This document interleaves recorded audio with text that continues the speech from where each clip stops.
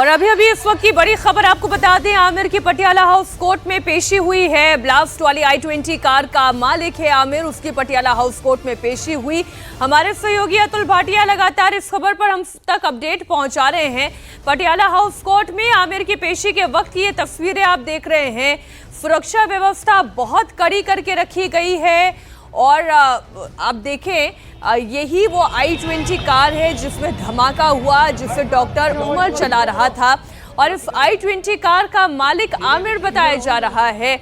आतंकी उमर का ये मददगार कैसे साबित हुआ, कैसे ये कार अगर आमिर के नाम पर थी तो वो उमर तक कैसे पहुंची, ये बहुत सारे सवाल हैं जिनका जवाब अभी एनआईए को तलाशना है। पटियाला हाउस कोर्ट की ये तस्वीरें आप देख रहे हैं, जिस कार में हुआ धमाका उसका मालिक आमिर इस वक्त एनआईए की गिरफ्त में और अभी अभी उसकी कोर्ट में पेशी हुई है। तो तस्वीरों में आप देख रहे हैं कि यही वो गाड़ी है, पुलिस वैन है जिसमें आमिर को लाया गया है। i20 कार, सफेद रंग की वो गाड़ी जो रजिस्टर्ड थी आमिर के नाम पर, और तस्वीरें जो सामने आई थी जिसमें डीलर से यानी कि सेकेंड हैंड गाड़ी जो खरीदी गई थी उस दौरान डीलर के साथ भी हाथ में चाबी लेता हुआ आमिर ही नजर आ रहा है। जब पॉल्यूशन चेक के लिए लिया गया था इस कार को तो उस वक्त भी आमिर नजर आया था। उसके बाद से लगातार पुलिस तलाश कर रही थी। 10 तारीख को धमाका हुआ था, उसके बाद से यह पता लगाने की कोशिश हो रही थी गाड़ी किसकी है, और पहले दिन ही यह साफ हो गया था कि आमिर नाम के व्यक्ति के नाम पर रजिस्टर्ड है। उसकी तस्वीर भी आ गई थी लेकिन वो मिल नहीं रहा था। इसके बाद लगातार जांच एजेंसियां उसको तलाशती रही, आखिरकार वो गिरफ्त में आया और आज उसकी पेशी हुई है। हमारे सहयोगी अतुल भाटिया पटियाला हाउस कोर्ट से जुड़े हुए हैं। अतुल, वहां की हलचल दिखाएं, ताज़ा अपडेट्स बताएं। देखो मीनाक्षी, देखिए अब से कुछ देर पहले आमिर को जो है वो पटियाला हाउस कोर्ट में पेश किया गया और यहाँ पर आप देख सकते हैं जब जैसे ही पटियाला हाउस कोर्ट में आमिर को पेश किया गया, पूरे जो गेट्स है पटियाला हाउस कोर्ट के वो सारे बंद कर दिए गए। अंदर जो है वो रेप्यूटेशन फोर्स, इसके अलावा पैरामिलिट्री फोर्स, दिल्ली पुलिस, वो तमाम जो अधिकारी हैं वो अंदर मौजूद है और अब कोर्ट में पेश किया गया है। एनआईए की कोशिश ये है कि ज्यादा से ज्यादा दिन का रिमांड, क्योंकि ये यूएपीए का मामला है और इसके अंदर 1 महीने तक का रिमांड जो है वो जांच एजेंसी यानी कि एनआईए को मिल सकता है। और ये आप देख सकते हैं सामने जो ये बस खड़ी है इसके अंदर ही आमिर को लेकर आया गया था और उसका जो चेहरा है, मुंह है, वो पूरे तरीके से ढका हुआ है और उसके बाद उसे यहां से कोर्ट के अंदर पेश किया गया है। तो आमिर वो एनआईए की पहली गिरफ्तारी, जो दिल्ली ब्लास्ट हुआ लाल किले के बाहर, जो गाड़ी के अंदर i20 ब्लास्ट हुआ, वो i20 कार जो कि आमिर के नाम पर थी और अब आमिर को गिरफ्तार करके जो एनआईए की टीम है वो पटियाला हाउस कोर्ट लेकर पहुंची है। आमिर एक वो कड़ी की कैसे गाड़ी खरीदी, कैसे वो उमर के संपर्क में आया, कैसे ये पूरा जो टेरर मॉड्यूल है वो काम कर रहा था, कितने और डॉक्टर्स जो हैं वो इसके अंदर पूरे जो कॉन्स्पिरेसी है वो इन्वॉल्व है। तो एक बड़ी गिरफ्तारी आमिर की हुई है जो कि एनआईए ने अपने केस के अंदर यानी कि यूएपीए के अंदर पहली गिरफ्तारी की है और अब जब आमिर को रिमांड पे लिया जाएगा उससे और तहकीकात की जाएगी, पूछताछ की जाएगी। अतुल, लेकिन खुलासे इस पूरे जब ये धमाका हुआ था 10 तारीख को, उसके बाद ही आमिर का नाम सामने आ चुका था, तस्वीर आ चुकी थी। आखिरकार किस तरह से पुलिस इस तक पहुंची, आमिर तक? देखिए आमिर जो है सबसे पहले जो फोटो आया था वो भी आमिर का सामने आया था जिसके अंदर वो गाड़ी खरीदता हुआ दिखाई दे रहा है और आमिर के नाम से ही गाड़ी थी जो कि i20 कार, बाद में उमर जिसको ड्राइव कर रहा था, जो कि फरीदाबाद से लेकर आता है, दिल्ली के अंदर एंट्री करता है, लाल किले पर रुकता है, 3 घंटे पार्किंग के अंदर उमर रुकता है और उसके बाद वो गाड़ी लेकर जो है वो लाल किले के पास पहुंचता है, वहां पर गाड़ी के अंदर ब्लास्ट होता है। तो उमर जिसको सुसाइड बॉम्ब कहा जा रहा है कि किस तरीके से वो गाड़ी में ब्लास्ट करता है i20 कार जो कि आमिर ने खरीदी थी, उमर को दी थी। तो आमिर के पास बहुत सारे राज है, कैसे ये पूरा जो ब्लास्ट है वो वहां पर हुआ, क्या कॉन्स्पिरेसी थी, क्या ये ब्लास्ट बाद में होना था, पहले किया गया, क्योंकि जो जांच एजेंसियां हैं, जेएंडके पुलिस है, आईबी है, वो लगातार इस पूरे मॉड्यूल के पीछे लगी हुई थी और कई डॉक्टर्स जो है उनको गिरफ्तार भी कर लिया गया था, लेकिन उमर जो है वो लगातार बच रहा था, उसको जो जांच एजेंसियां है वो गिरफ्तार नहीं कर सकी थी और वो अपने जो उसको एक मिशन मिला था, जिस तरीके से वो लाल किले पहुंचता है, वहां पर ब्लास्ट करता है और उसके बाद अब आमिर की गिरफ्तारी, जैसा कि आमिर के परिवार वाले बता रहे थे कि पहले भी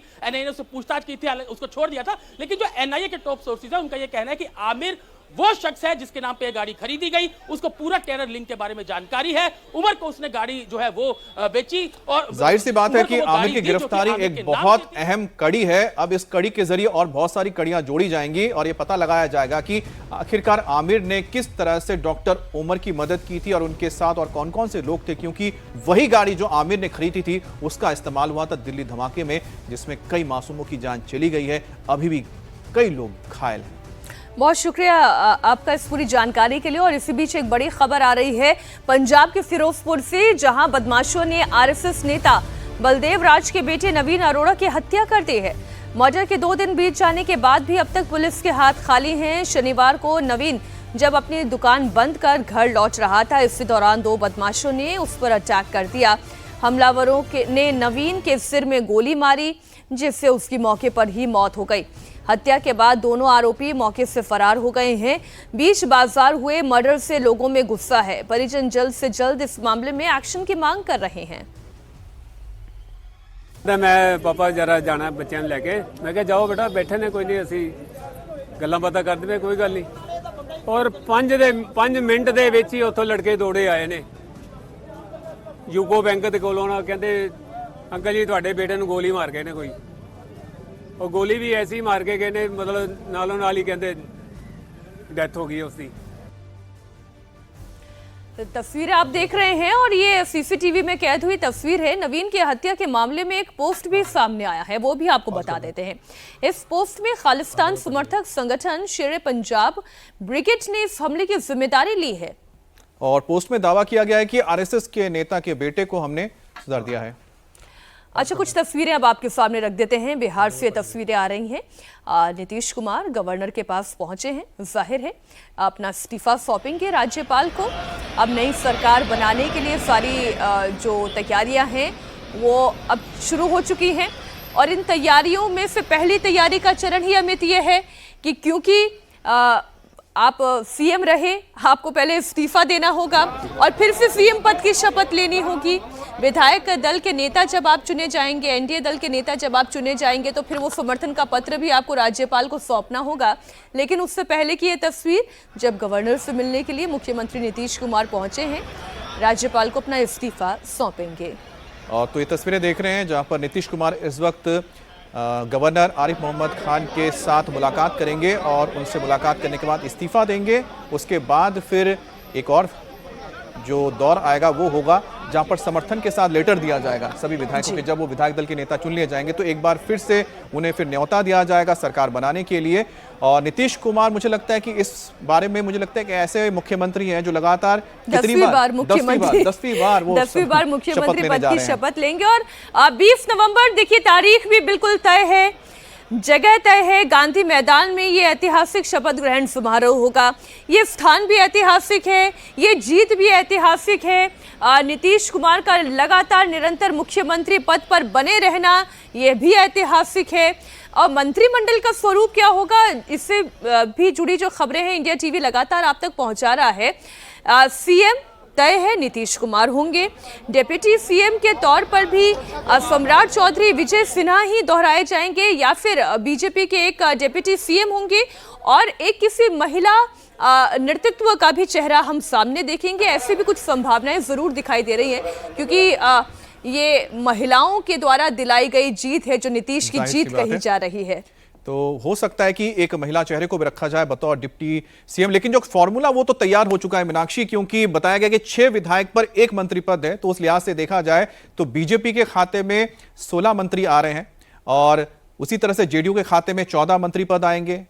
इसके अलावा चिराग पासवान की पार्टी के पास 3 मंत्री पद और जितन राम मांझी और उपेंद्र कुशवाहा के पास 1-1 मंत्री पद आने जा रहा है। तो एक तरह से खाका पूरा तैयार है, अब चेहरों को फिट करना है। अब चेहरे कौन से होंगे, क्योंकि आप बिहार में गई थी तो आपको थोड़ा बहुत अंदाजा जरूर हुआ होगा कि किस तरह से चीजें बदल सकती है या नए चेहरों को जगह मिल सकती है। मंथन तो देखिए हुआ है और गृह मंत्री अमित शाह की मुलाकात हुई है। जेपी नड्डा भी इस मीटिंग में मौजूद थे और जो बिहार के बीजेपी प्रभारी रहे धर्मेंद्र प्रधान, वो भी मीटिंग के अंदर मौजूद थे जब प्रधानमंत्री नरेंद्र मोदी से उनकी मुलाकात हुई। लेकिन फिलहाल ये तस्वीरें महत्वपूर्ण, हमारे सहयोगी नीतीश चंद्रा जुड़े हुए हैं।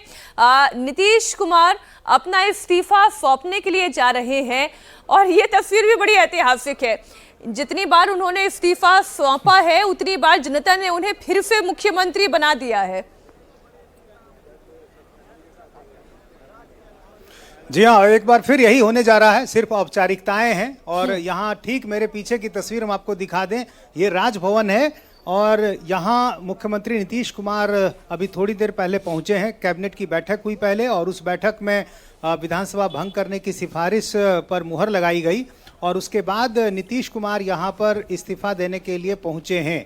अब इसके बाद फिर सरकार बनाने का दावा उनकी तरफ से किया जाएगा और फिर इसके बाद जो आगे की प्रक्रिया है जिसमें कि अलग अलग दलों की जो एनडीए के घटक दल हैं उनके विधायक दल की बैठक होगी, उनका नेता चुना जाएगा, फिर एनडीए विधायक दल की बैठक होगी, उसमें नीतीश कुमार नेता चुने जाएंगे और फिर उसके बाद नीतीश कुमार मुख्यमंत्री पद की शपथ लेंगे। तो ये लगभग ये तय है, इसमें कोई बहुत बदलाव नहीं होने जा रहा है और ये लगभग तय है। और अब तमाम जो एनडीए के नेता हैं वो कह भी रहे हैं कि नीतीश कुमार मुख्यमंत्री बनने जा रहे हैं।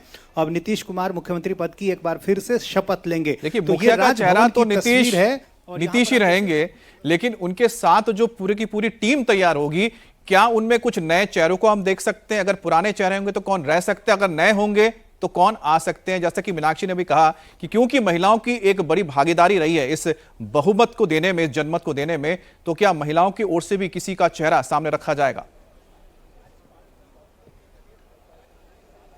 जी हाँ, ये संभावना है और इस बात की चर्चा हो रही है। चूंकि महिला वोटर की काफ़ी चर्चा हुई और ये साफ तौर पर दिखा भी मतदान केंद्रों पर जो महिलाओं की लंबी लंबी कतारें थी या फिर आंकड़ों में वोट प्रतिशत जो सामने आया है, महिलाओं से जुड़े जो मुद्दे ने कमाल दिखाया है।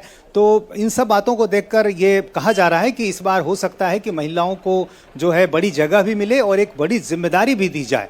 तो इस बात की चर्चा जरूर है कि डिप्टी सीएम में संभव है कि एक महिला हो, लेकिन अभी जाहिर है इस बारे में अंतिम रूप से कुछ नहीं कहा जा सकता है।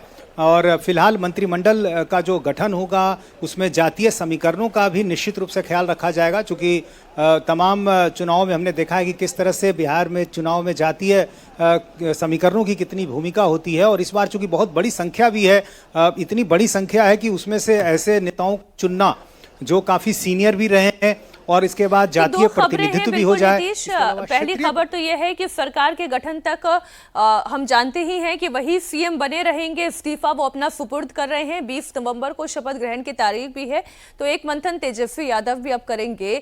इस हार के पीछे जिम्मेदारी किसकी है वो भी मंथन किया जाएगा। बहुत शुक्रिया नीतीश आपका इस पूरी जानकारी के लिए।